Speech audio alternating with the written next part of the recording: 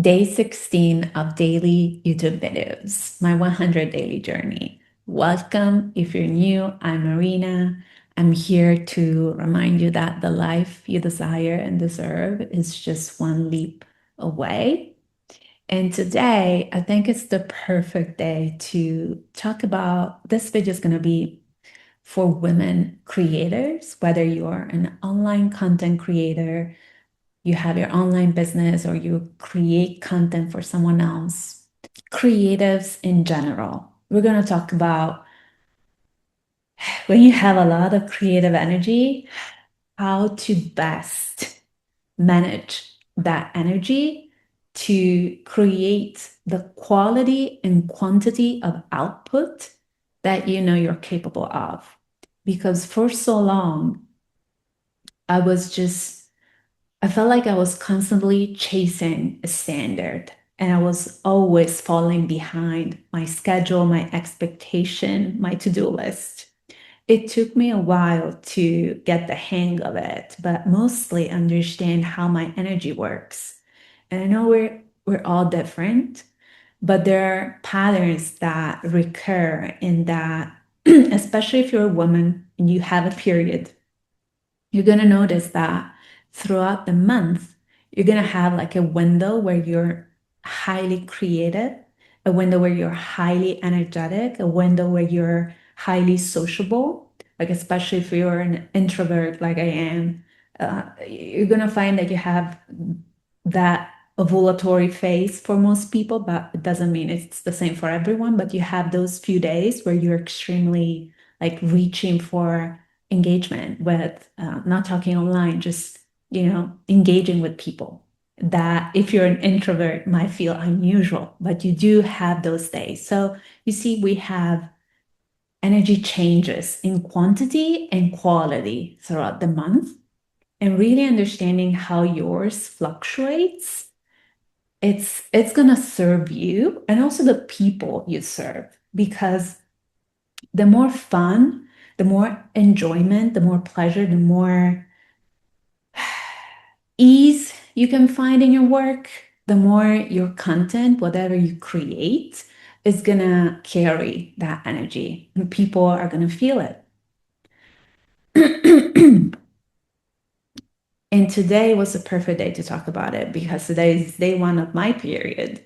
And like my energy is low, low, low, low, low. So I was like, okay, what do we talk about today? And here it is.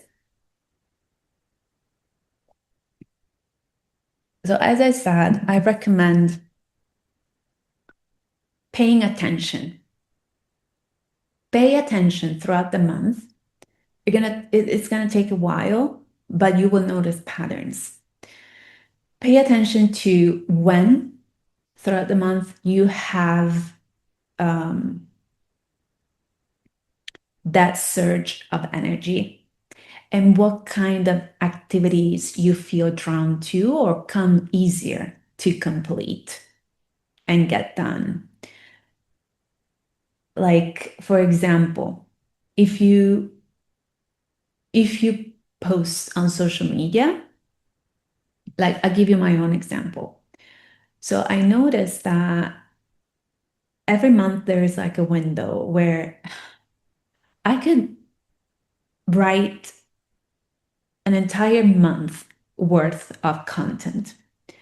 It's just days where I'm like, there's an overflow of ideas, but not just ideas. I also have the energy to write it, to complete it, to get it done, to translate it into content that people can read and consume. For example, right now my focus is on Threads and YouTube. But for YouTube, I'm not scripting anything, at least for the first 100 days. This is just practice for me. Practice and uh, really being intentional at not having any script, at not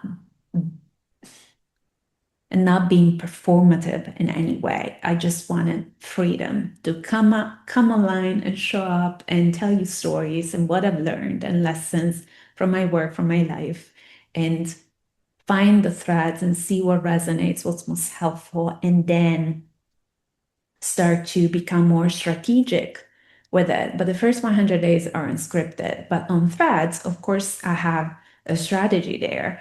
That's where I'm focusing all of my attention now that I'm basically off of Instagram. So I had those days where I could prepare a week worth of threads and I post 10 to 15 posts in there per day. So it's quite a high volume, but it comes easy. So especially if you have that capacity to create a structure for yourself where you can schedule content ahead, content that you prepare in that window where you have the most energy, the most inspiration, the most creativity, you feel like you can rest because like the bare minimum is being scheduled. The bare minimum is there. And then if you have, because you know it's always fluctuating, if you have extra energy that month, or if you have a surge of inspiration one day, you can create more. Of course, you can devote your energy and create more and put out more and create more output, but you know that your baseline is secured. This for me has been a game changer, not just to ensure I am consistent because I know how to be consistent, but often that came at the cost of my health, of my sanity, of my mental health, of my physical health, because I could be so determined and so stubborn that I become like, blinders on and I just see the goal. That's not always super healthy. I will get to the goal, but how? It will take me a month to recover, probably. So uh, it was always this race thing for me. And right now, it feels so much easier to create an alignment with how my energy flows. So when I talk about energy, as I said, it's not just quantity. Of course, you would notice there are days where you're more energized, days where you're less energized. Take me, for example, today. Even if you watch all my videos, because I'm posting every day, you can see how you can feel it in my energy. Today, I'm not high energy. I'm not. uh, I may even look like I'm tired, because it's day one of my period. So you will notice a change in quantity, amounts of energy, but also the quality of energy. And for me, it's so helpful to see how it follows the phases of my period. And it gives me intel of how to plan my weeks, my month ahead of time, when to insert certain tasks, certain projects, certain workshops, if I have workshops live or online coming up. It just helps me prepare ahead, but also plan in accordance to my energy. So everything not only is consistent, but it feels sustainable, and I can even scale and increase my capacity because I'm working with my energy, not against it. And so quantity and quality. So you will notice that you will pay attention to the quantity and to the quality, meaning when you have that high energy, is it creative energy? So creativity led tasks come easier, or is it more getting things done energy, like more do, like complete task, check the items off your list mode? Or is it more planning or brainstorming? There are so different kinds. And as you pay attention, as I said, you will notice patterns. And this is one little tip. This is something I do. In my calendar, I use both a physical agenda, but mostly like this is most for daily, what is in the day, but also the iCal on my computer, on my Mac. You can use whatever digital agenda, or some people use what's it called? Uh, no, it's Notion. Notion. Some people use that, but yeah, whatever digital app. Um, what I suggest, what I recommend, or at least what's worked for me, is instead of having like, of course, it's color coded because I'm very visual and that works for me. But instead of having every color match or represent a certain kind of mm, be activity oriented, it's energy quality oriented, meaning I have a color that is for all those activities where I'm interacting with people, whether it's calls, one-on-one sessions, things like that. So when where there's other people involved and meetings, workshops, like interaction, social engagement, one-on-one work.